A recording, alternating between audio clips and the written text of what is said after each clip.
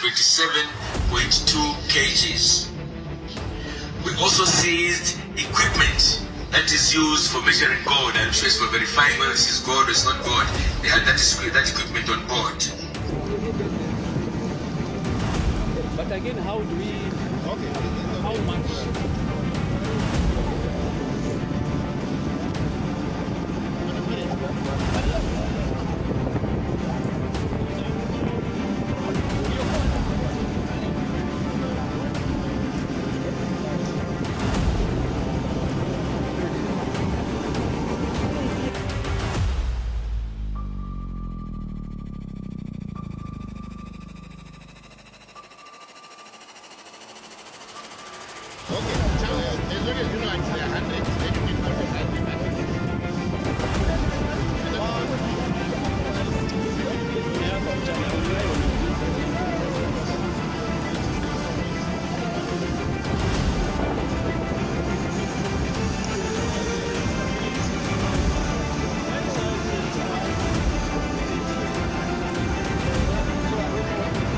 تيلي بلوس، تميز ومصداقية.